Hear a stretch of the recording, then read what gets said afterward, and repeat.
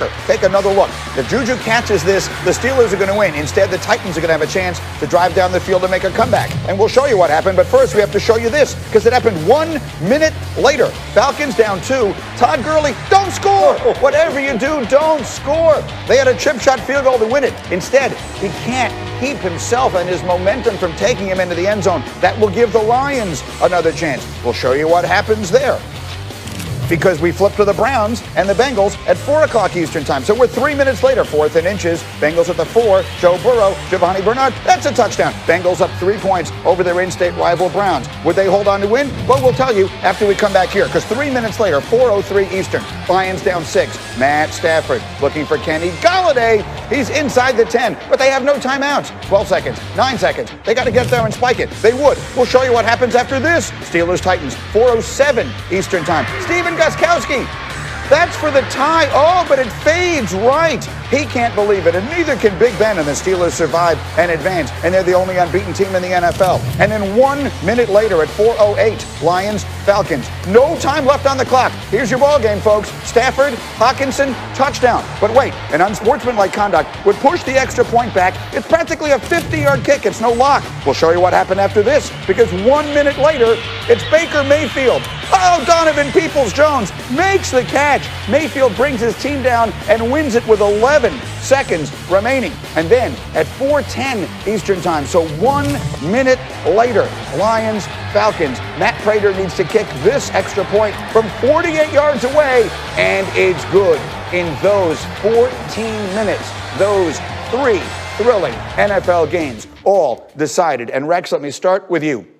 Baker Mayfield, what you didn't see there, but we showed you earlier, started this game as badly as he could, picked on the first throw that he made. Odell gets hurt. What did he show you yesterday carrying his team in the second half? Showed me this right here, that he's got that heart. And listening to him post-game, and he talks about how, the team, like, we can rely on everybody.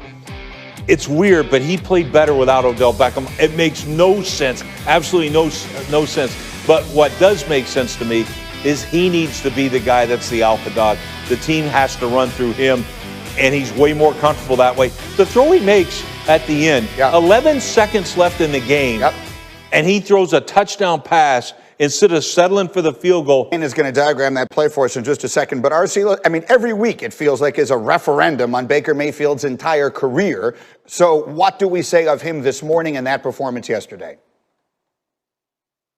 I think Baker Mayfield showed us that he does have it, that he can play, and that if he does the right things, if he makes the right decisions, he has some of the talent that you need to be a good quarterback in this league. And I think showing what he did against the Cincinnati Bengals, it wasn't about the entire game. It was about the clutch moments. Baker Mayfield has struggled in those moments. Baker Mayfield has struggled in the fourth quarter. And when you're standing across the sideline from another first overall draft pick who is playing out of his mind, you have to show up. And Baker Mayfield did that. Am I going to sit here today and say, you know what, this changes Baker Mayfield's career? This is the game that he needed to show everybody that he could do it for the long term? Absolutely not. But he needed that game. He needed that type of performance to not only prove to everyone else, but to prove to himself that he can get it done. And now you move into the next week and you try to carry that over. We watched him play extremely well against the Cincinnati Bengals early on this year, and he did the same thing Sunday without his biggest target. That's a win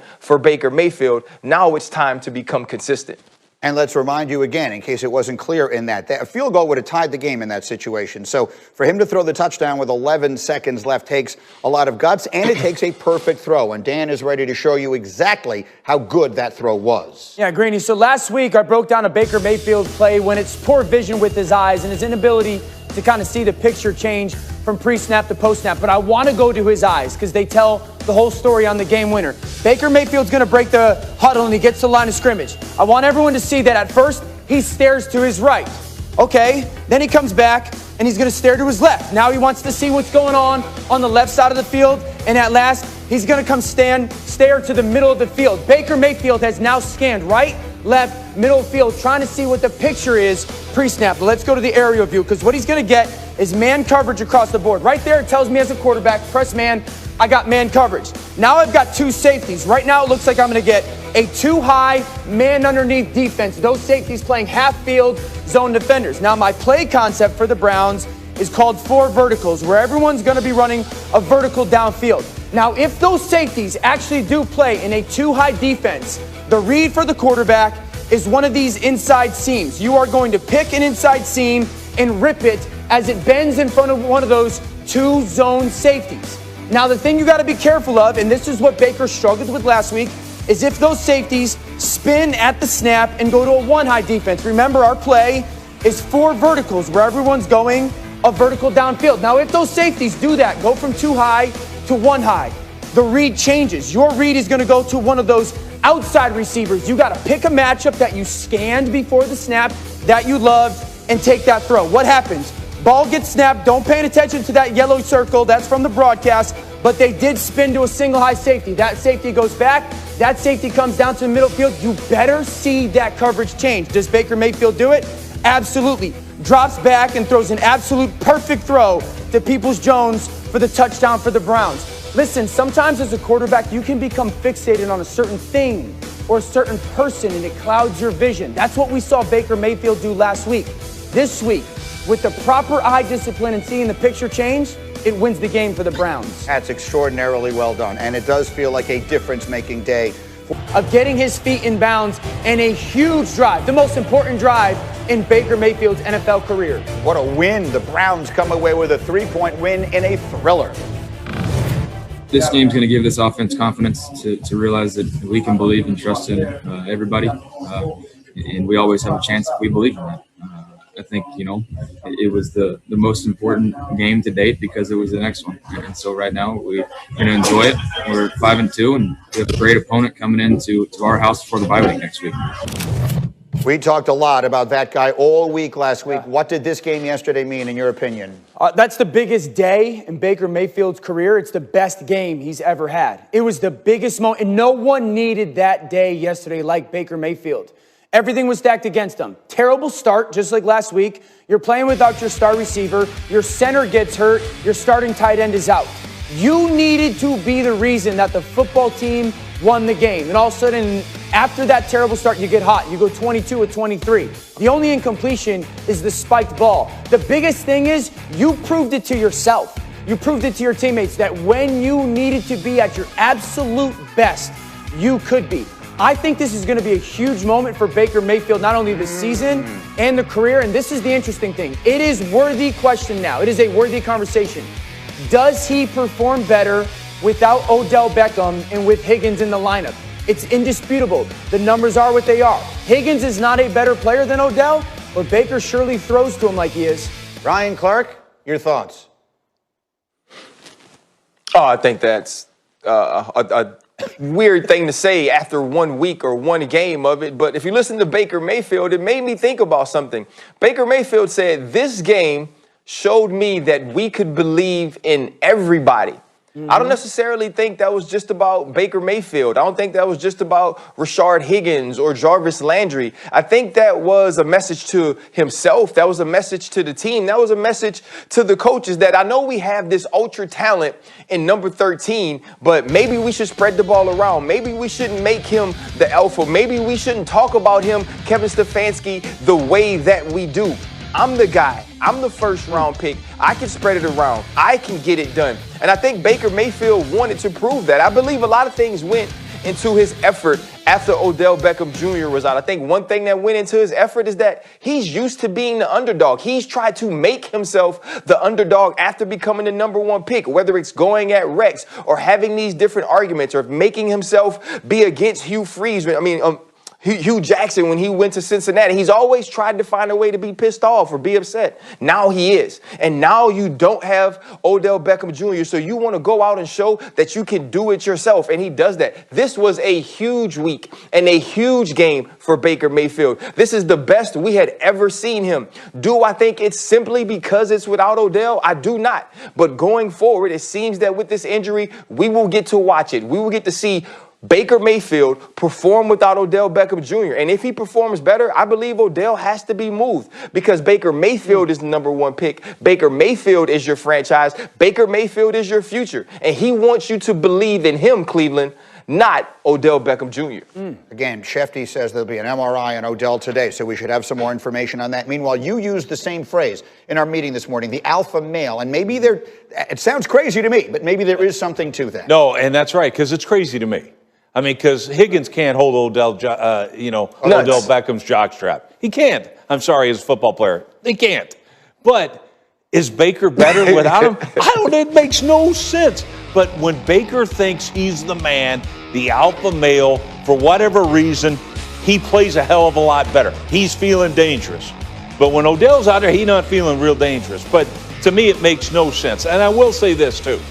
For everybody who wants to crown him right now, that he's an elite quarterback and all that. I saw an elite quarterback playing against him. Oh, yeah. I'm still not sold on Baker because he beats a team in man coverage time after time again, an average team, an average football team, Cincinnati. If he played them every week, he'd be in the Pro Bowl. Yeah, they're not even average, to be fair. I mean, they only have one win. I'm not saying you're saying it. I'm just saying, if we're going to crush him when he plays bad, there is... I accept he played great. Listen, he was outstanding yesterday. Well, he was. And he's never been in that pressure moment with the expectation and performed that way. No, but and the amazing thing, he makes an amazing throw. I'm not saying that he was absolutely spectacular in that game. All right? But the funny thing is, if he doesn't throw the touchdown pass at the end, which was an incredible throw, maybe the best throw I've seen, all we're doing is talking about Burrow, how he lit up this team. That's correct. We will talk about Joe Burrow a little later in the show, but now we have to talk about the Dallas Cowboys, who were playing the Washington football team yesterday, and this was about as bad as it gets for the Cowboys, trying to fire themselves up before the game. They didn't show a whole lot of that. They did see a lot of this. That's Andy Dalton. That's a strip sack, and that's a Washington safety. Yeah, Cowboys offense, the defense can blitz you. Just so you guys know, you have some responsibilities for people to block. How about you decide to block the basic blitz from the defense? And they're down 22-3, trying to get points before the half, and look at this. Man, I've said it for 3 weeks. All Ezekiel Elliott has done this season is hurt the football team. Yeah, it's a little bit behind you. I get all that. Make the catch. You're a $90 million back. Catch the football. And then it gets much worse. Third quarter, deep in their own territory on a third down. Dalton's trying to run. The hit is from John Bostic. This is an aggressive hit by the linebacker. But watch Amari Cooper. Watch the offensive lineman. They don't do a single thing. And I pray that Andy Dalton's okay and he's going to be fine. But we are going to talk about what is so wrong about the chain reaction from that event. Bostic was thrown out. Dalton suffered a concussion. Let's talk. Here's Mike McCarthy. We speak all the time about playing for one another, protecting one another.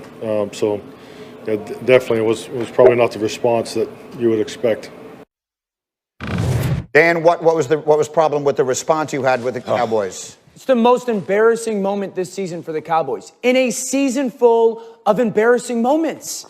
You can whoop me on the scoreboard because you're better than me all you want. You will not punk me. You will not punk my teammates. Do not tell me you have my back. Show me. Andy Dalton gets that hit. And then everybody just does nothing. They should be attacking John Bostic. I would be coming off the sidelines as the backup quarterback if I watched my starting quarterback get hit like that. Don't tell me it's about backup offensive linemen. Don't tell me that. Zeke Elliott, CeeDee Lamb, Michael Gallup, Amari Cooper, you're all starters on that offense. You guys should be in John Bostic's face, showing him that that is not going to happen on that day. You can beat us because we're not good enough all you want. But the fact that you did nothing is so embarrassing. It shows me, don't talk to me about scheme fit in Dallas or that the coaches aren't putting players in positions to be successful. RC, you know this, and Rex, you know this. Football is one of those sports that at the end of the day, you got to check yourself in the mirror. And you got to answer the question, did you do enough that day in your heart? Physically tough enough? Did you show up? And the Cowboys, in that moment, you chose not to show up, and that's embarrassing. And Rex, there was one very important word you used in our meeting this morning that I think explains, at least in your mind, a lot of what we saw there. Yeah, Dak Prescott. Yep. And why? Because I can tell you this. Everybody's fighting. The fans are coming on the field fighting. If that was Dak Prescott laying there. Yep. But they lost all that connection. Look, the organization, when they chose to sign non-competitive people instead of Dak Prescott was a 4-time captain at Mississippi State. He's the leader. He is the alpha guy in that organization, and you chose not to sign him. And now that's had lingering effects, and I see it. You know, you got a coach now that the players don't connect to the coach or the coaches. And I'm going to say this. That's the first, because if I'm the coach on that sideline, I'm fighting. I can guarantee you that. I can guarantee you. And here's the other thing. I will say this. When I saw Mike McCarthy in that press conference, it's the first time I've seen him connect with this football team. I don't care about your Super Bowl. Nobody gives a rat's that you won a Super Bowl in Green Bay. He finally showed some emotion that, hey, he realized this is now my football team. Act like it, and he did. Love it. All right, so Ryan Clark, is this about when we see that moment when the quarterback, no one comes to his defense? Is that a coaching thing? Is that a player's thing? That's a player thing. Brotherhood, family, all of those things that we find synonymous with football, they don't exist in Dallas. Those aren't things that the Dallas Cowboys believe in. All of the unwritten rules of being a football brother, they didn't get that book. They didn't have that conversations. They didn't have those dinners that draw you closer to your teammate that says, you know what, man, no matter what, no matter how football goes, I have your back. And Dan is exactly right. There were many fights that happened on the field for the Pittsburgh Steelers that everybody was involved in. And most of the time, you didn't even know why the hell you were fighting. You knew that Ike was throwing hands. You knew that Casey was throwing hands. And you knew that if you didn't get in the screen at some point, if you weren't on the film at some point, that was something that was going to have to be discussed, not only with the players involved, but with yourself. Because you were going to have to check yourself and says, how much does this man next to me mean? But when you put a team of individuals together that are 52 individuals that care about the star and that care about the stardom, but they're held together with duct tape and gorilla glue by one person, and that person is gone, this is what happens. They are absolutely right. If that is Dak Prescott,